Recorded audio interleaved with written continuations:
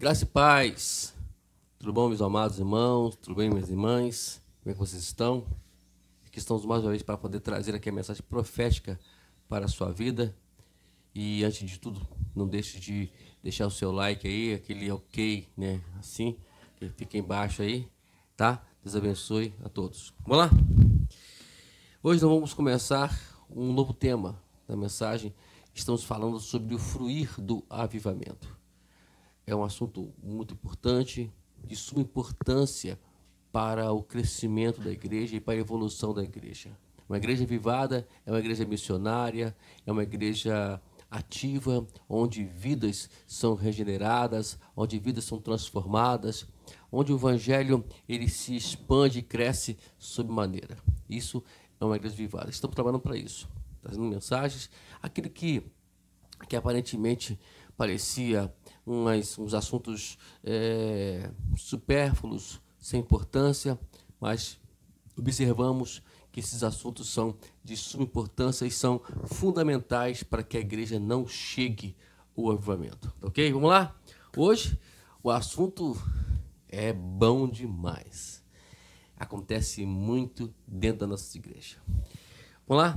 E infelizmente, né, antes de nós irmos, é um assunto que eu sempre bati na tecla, né? E sempre bato ainda na tecla sobre a questão da igreja. Vamos lá. O tema é ataque e resistência às pessoas novas. É isso aí mesmo. Esse é o tema. E hoje é a parte 1 e amanhã estaremos falando da parte 2, tá ok? Vamos lá?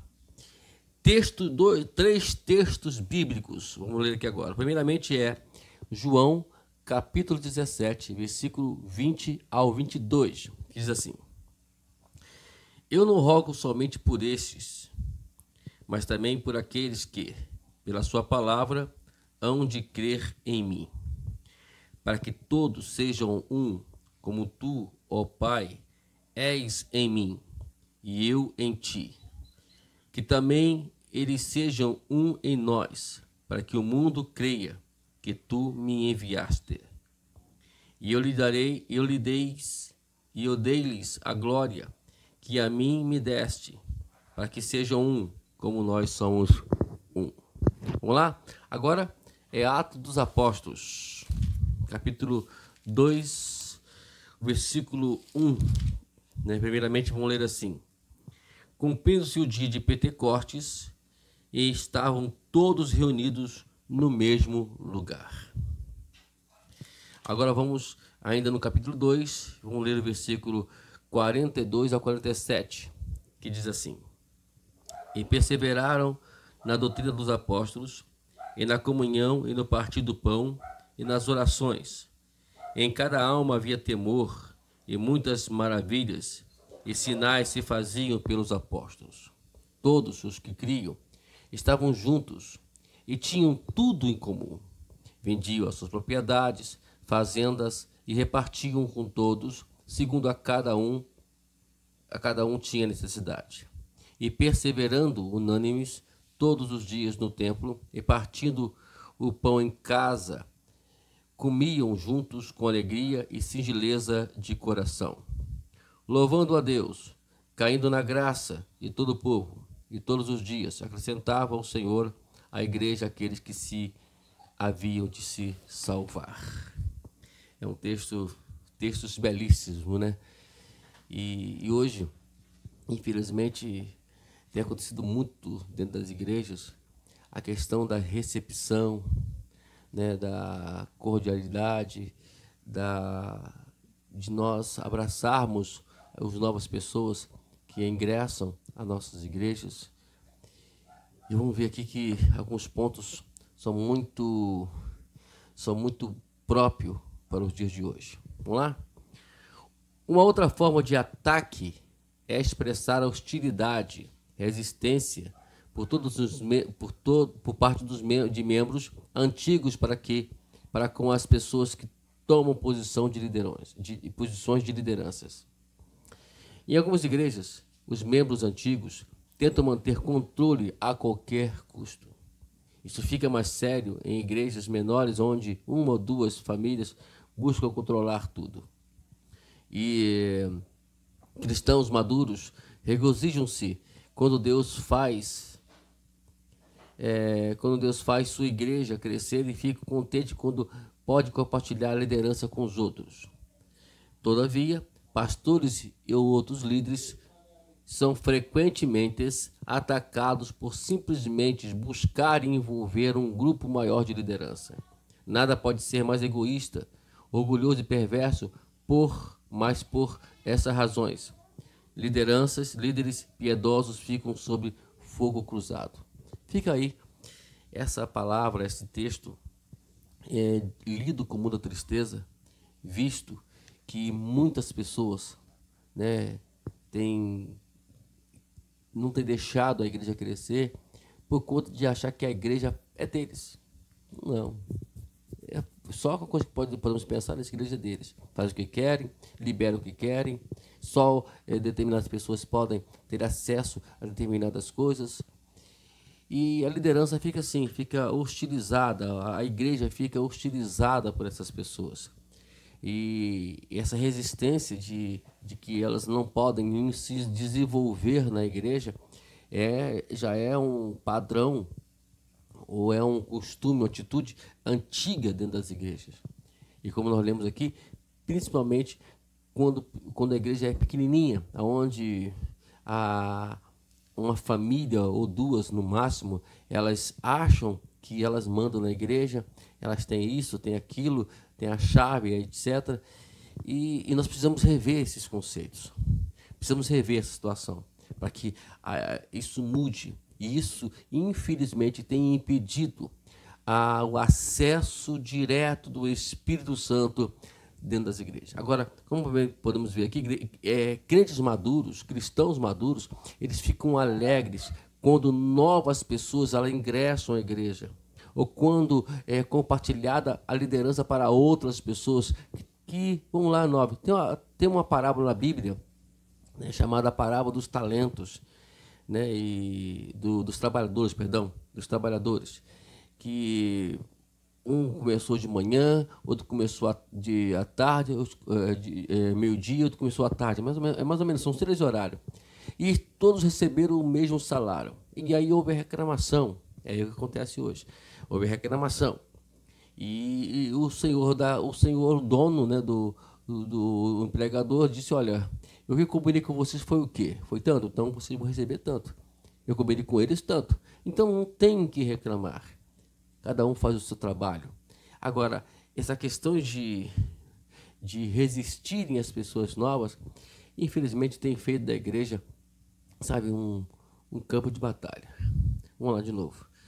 Igrejas como esse padrão tendem a exibir uma distinta panelinha com os crentes mais antigos. Eu coloquei aqui entre parênteses, tem a panelinha entre parênteses, porque é justamente isso. Criam aquela família tal, aquela família tal. Então a igreja está dividida entre famílias, entre pessoas. Isso não pode acontecer. Temos que acabar com isso, viu, pastores? Vamos nós fazer uma análise, vamos estudar a igreja, vamos procurar onde está o problema e vamos repreender esse mal dentro da igreja hoje. Ao invés de seguir o mandamento de Deus, funcionando como uma família amorosa, um corpo unificado, eles agem com os nossos membros de maneira a dificultar seu ajuste. Dificulta tudo, eles não ajudam em nada. Eu já tive vários problemas com isso já, né? Eu sei muito bem o que é ter dificuldade de ajustar a pessoa dentro da igreja por conta desses grupos infelizmente impedem o crescimento da igreja. De fato, para assimilar novos membros, há de se fazer um grande esforço.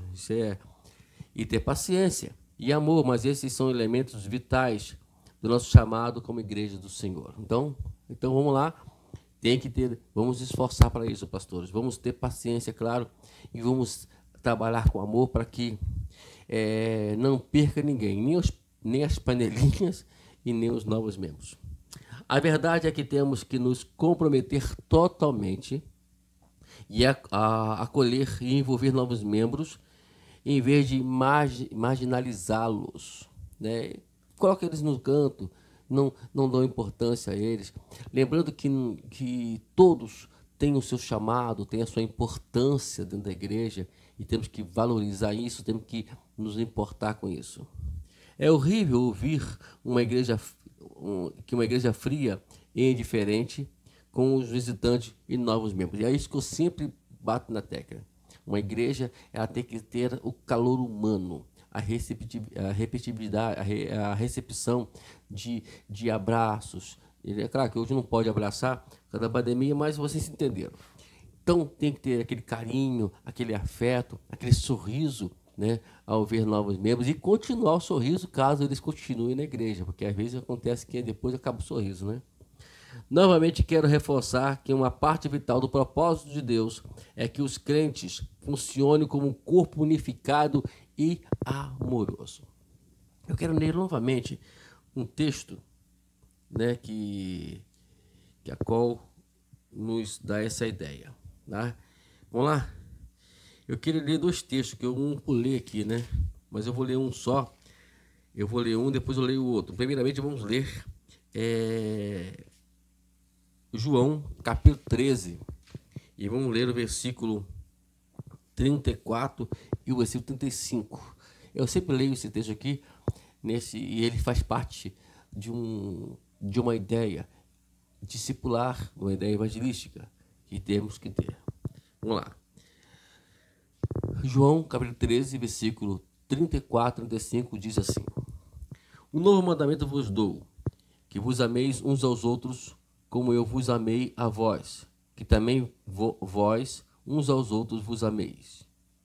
Nisso todos conhecerão que sois meus discípulos, se vos amardes uns aos outros.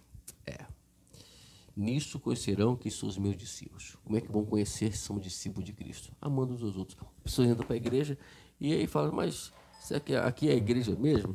Isso aqui é uma igreja mesmo? O que é isso aqui? Infelizmente, é que eu ouço sempre essa situação. Agora um texto que eu queria, era para ter lido ele inicialmente, mas eu me distraí aqui, perdão, mas eu vou lê-lo agora, tá bom? É Romanos capítulo 15, versículo 5 a 7. Aí vamos terminar com essa passagem. Diz o seguinte, 5 a 7. Ora, o Deus de paciência e consolação vos conceda o mesmo sentimento uns para com os outros, segundo Cristo Jesus, para que concordes a uma boa, glorifiques ao Deus e Pai do nosso Senhor Jesus Cristo. Portanto, recebeis uns aos outros, como também Cristo vos recebeu para a glória de Cristo. Eu quero repetir aqui esse versículo. Recebeis uns aos outros, como também Cristo nos recebeu para a glória de Cristo. Nós somos bem recebidos por Cristo, mas não recebemos as pessoas bem. Tá bom? Amanhã estaremos dando continuidade aqui a parte 2 desse tema, nesse tema importante. Ataques e resistência às pessoas novas. Que Deus abençoe. Até a próxima mensagem, até o próximo vídeo. Fique com Deus.